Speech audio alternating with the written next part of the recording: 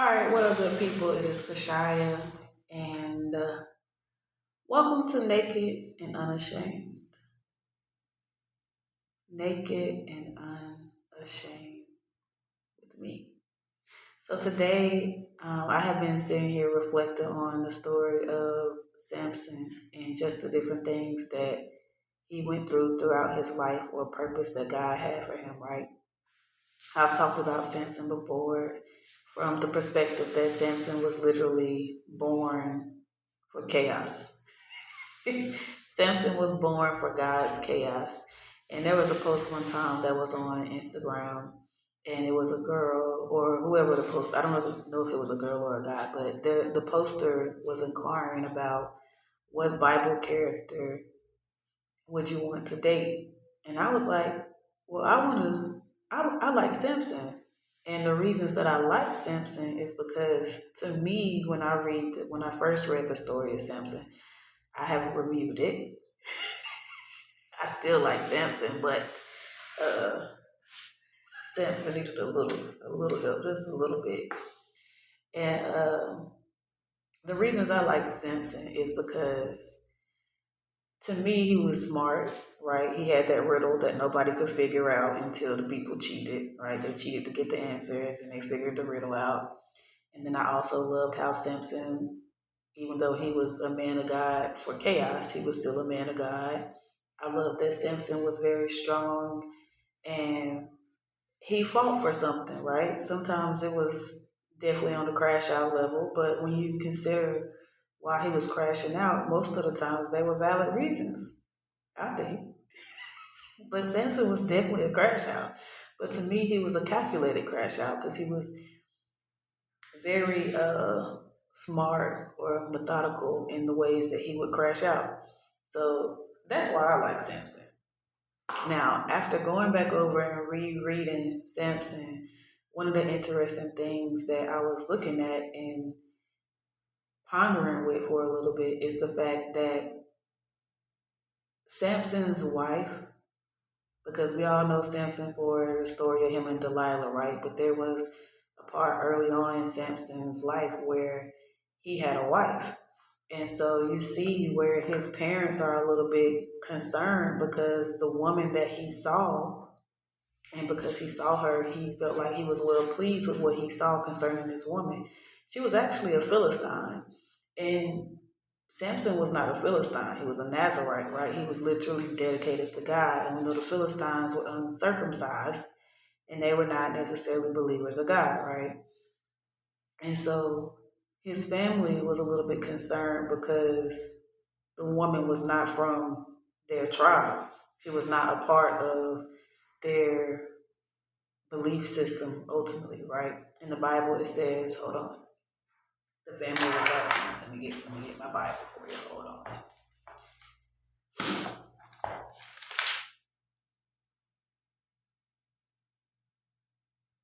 It says, is there never a woman among the daughters of thy brethren? So the family, his mom and dad, wanted him to choose a partner that was of their brethren, right? Not of the Philistines. And Samson was like, nah, I still want her. But ironically enough, it was all under God's purpose, right? That Samson desired this woman that was from another tribe. God had plans for Samson's attraction to this woman that was not like them. Okay. And so it's interesting when you consider his short relationship with his wife because his situation with the wife was also much like his relationship with Delilah. And you see where the Philistines were so focused on wanting to win this riddle, right? Because they didn't want to give Samson the reward, or they didn't want to fulfill the bet that Samson had placed with them if they did not figure out this riddle. And so they used his wife to entice him. The Bible says to entice her husband, right? And they literally threatened her father's house, right? They threatened her father and her also. But nonetheless, we see early on in Samson's life that a woman or someone dear to his heart was used to kind of not not kind of, but was used to betray him. And when I was sitting here considering like some of the things that I've been going through or have experienced, right? I won't say going through, they're more so like past experiences now, but I still kind of see the trinkle of them, probably only because if I'm being naked and unashamed, because the places I probably shouldn't go, right? But that's on me. But nonetheless, when I consider and look at my situation, it's interesting to me the number of people, the amount of people who always try to use things that they may see in my life and try to poke or dig into those things as this is something that should really, really hurt you, right? We see with Samson, he crashed out. Samson crashed out. But the crazy part is, I haven't crashed out. I'm kind of proud of myself. I'm kind of very proud of myself. But Samson did, okay? And he crashed out so much after his wife betrayed him, right? That he went back home to his daddy.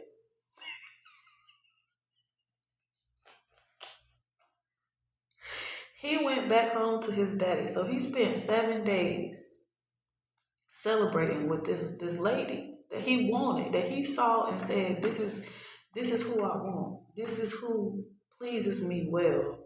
And he allowed his attitude after losing that bet to send him back home to his daddy.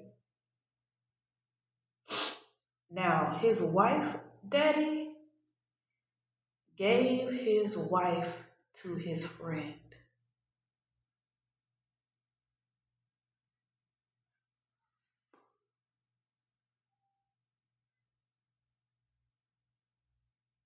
I'm not changing the lighting on that, okay?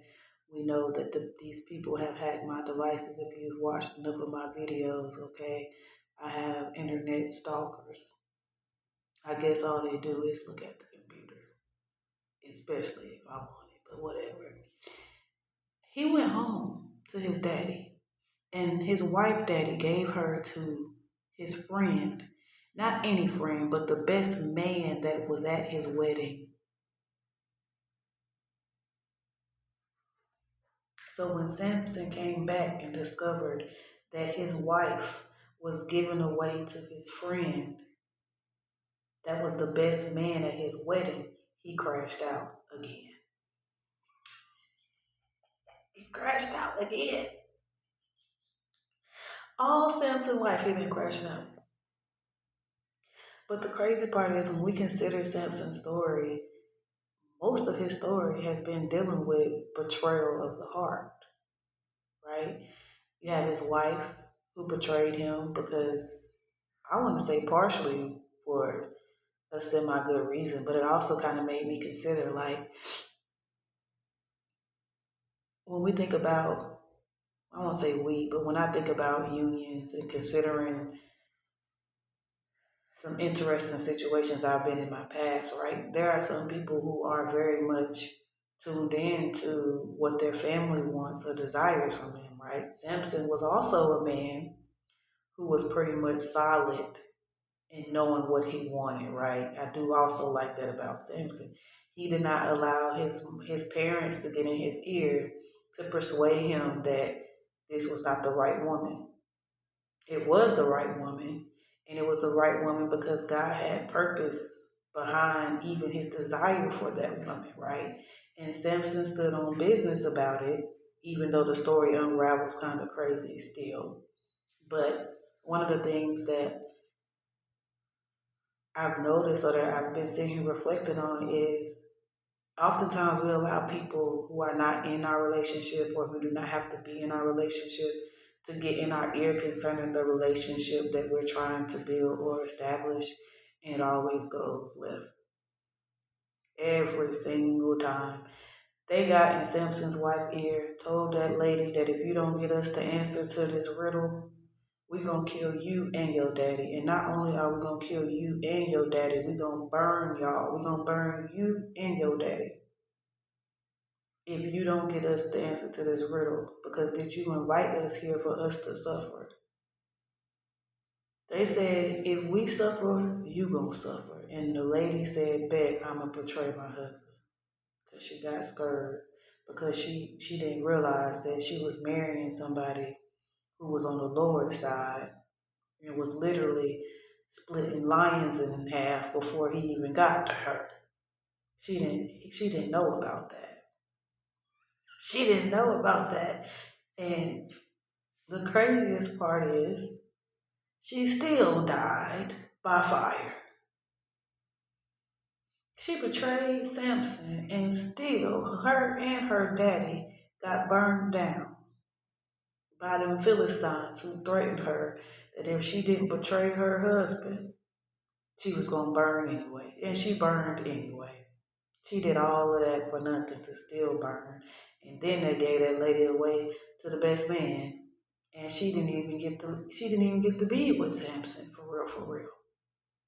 By the time Samson had calmed down enough to go back and be with his wife, she had already been given to the best man. His anger ruined the relationship simply because he was upset that the lady betrayed her, which I think that's a valid crash out. If somebody betrays you and you opened up your heart to them, right? Because Samson talks about how he didn't even tell his mama or his daddy the answer to the riddle. He didn't even tell his parents. And that lady sat and cried in that man's ear for 7 days. And eventually Samson was like, fine, I'll give you the answer to the riddle. Craziness. Just craziness. And so I was sitting there thinking, like, if Samson had continued to just guard his heart, right? Even if he didn't guard his heart, but he just kept his secrets close to himself, he probably still could have had a pretty decent relationship.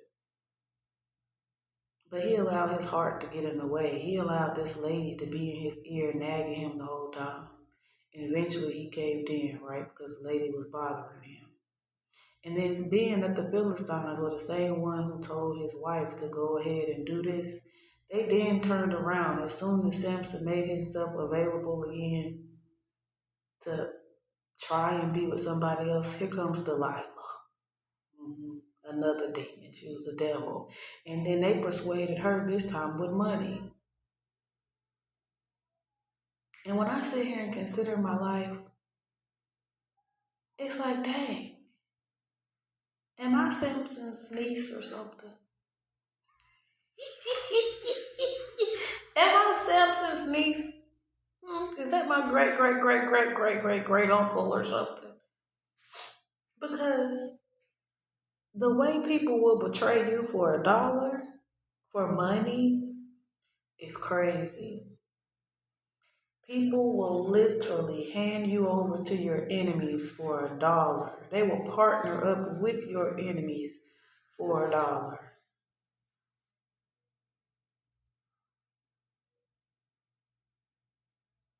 And you know what's even crazier? Samson's parents was probably in the background with all of this stuff going on. Probably like, we told you not to date that woman.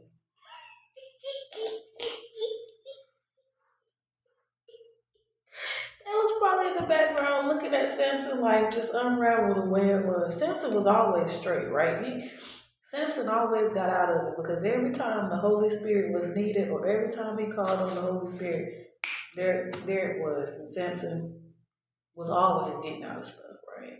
But I'm sure, just considering like all of the chatty patties in my family concerning my life and how it looks, I know them ninjas be in the background talking about me. I know they do.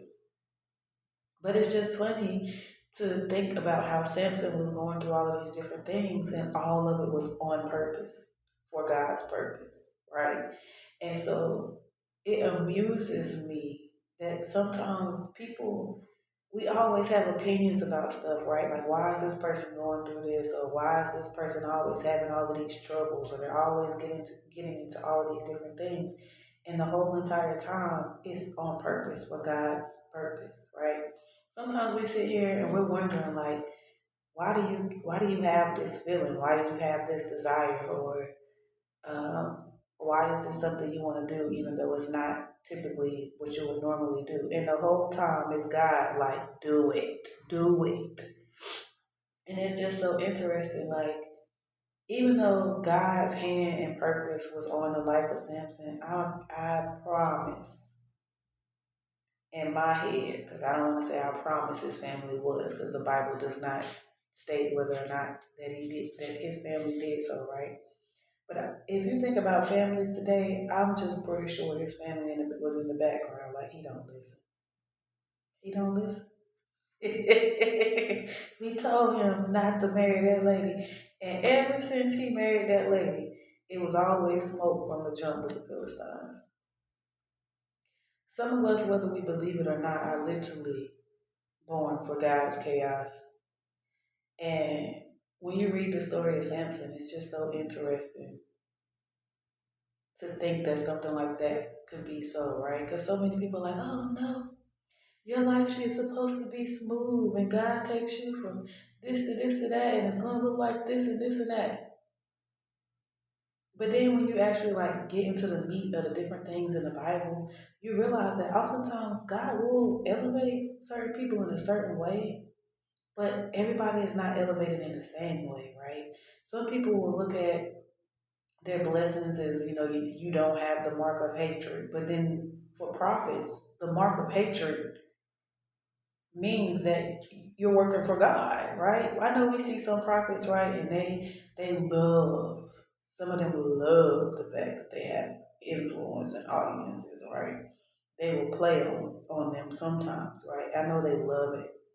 But then if you look at the word, the mark of hatred means that you are God's because people don't like you. And it's so interesting just looking at some of the things that have taken place in my life. And people are like, oh, you can't be God's because, well, look at your life. Look at Samson's life. He was out here crashing out and spazzing out on people on and off all his life. His whole life. I can't say his whole life because when he was a child, he was, off in the temple and stuff, I believe. But listen,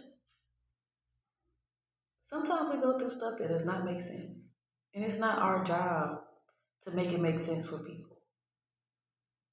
It's not our job to make it make sense for people. It is our job to trust that whatever it is we have going on, whatever it is we feel urged or pulled to do, that God is in the mix of it, even if it doesn't look right, even if it's outside of the box from what everybody else has considered the right way, right? When you think about God's hand in people's life, there is no one way to it because even when you look at even when you look at his relationship with the disciples, it was all different.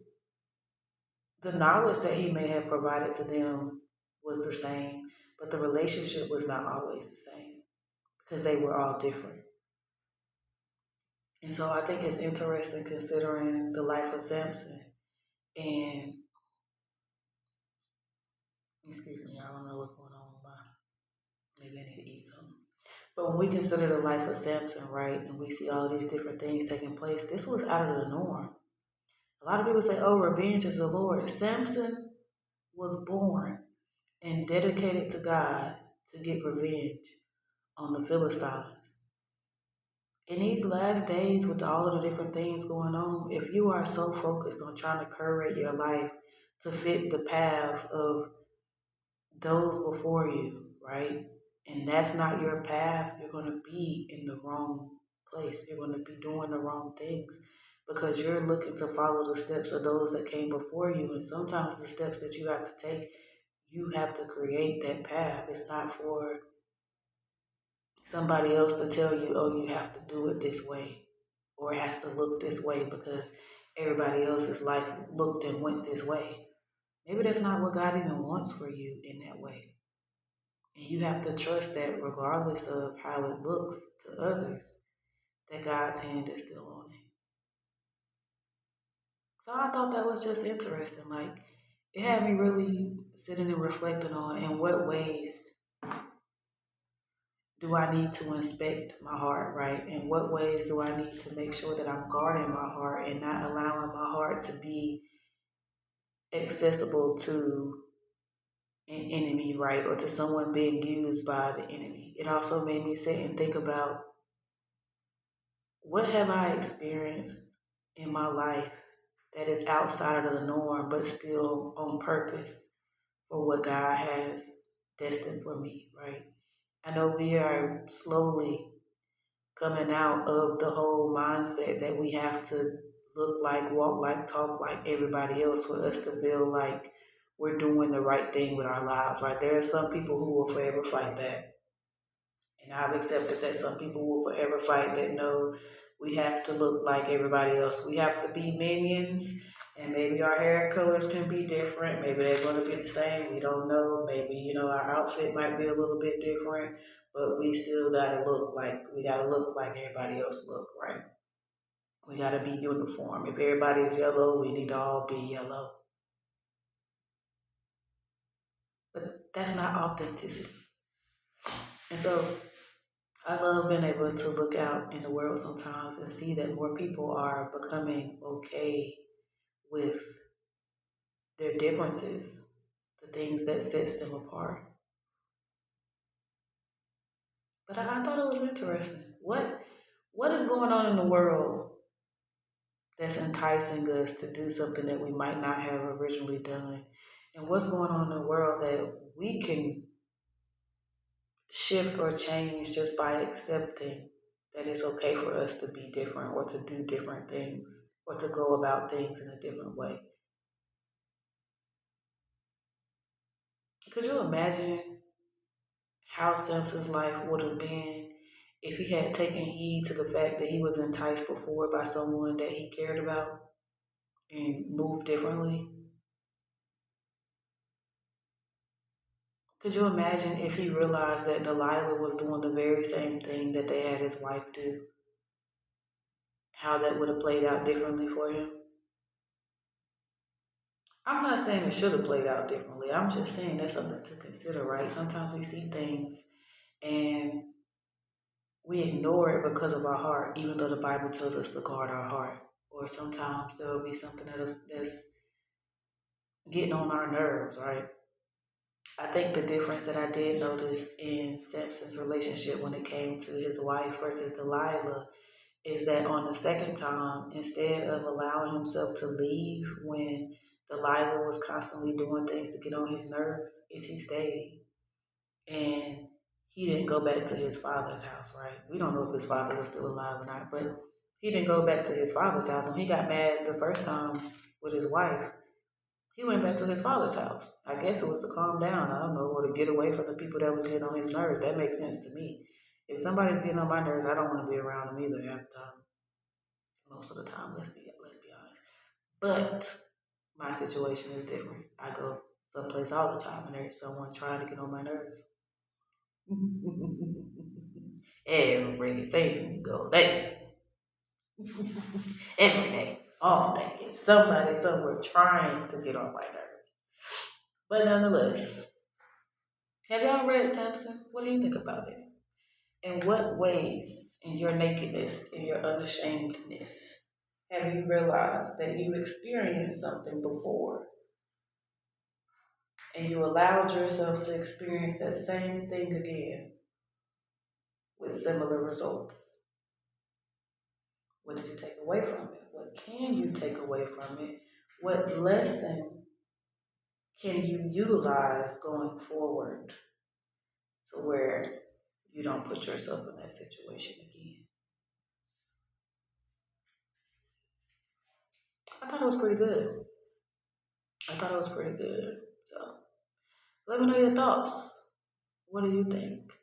I want to share something really quick before I go because I didn't touch on it. But when you read the story of Samson and Samson is talking to them about how they plowed his wife,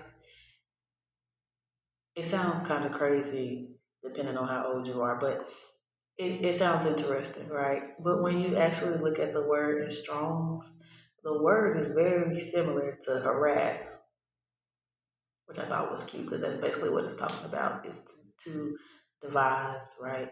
But they were harassing that lady. They told her to go do something to entice her man. But the Strong's word is to harass. So I thought it was interesting. But anyway, let me know your thoughts. Those are mine.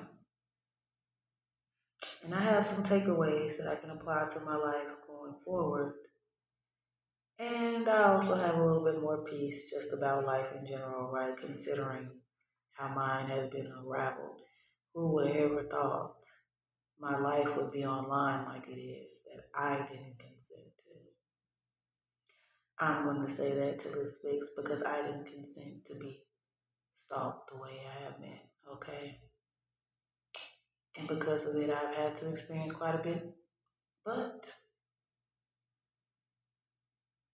one day soon, all of that will be resolved. But until then, I'll catch y'all next time, okay? Okay. Love you later.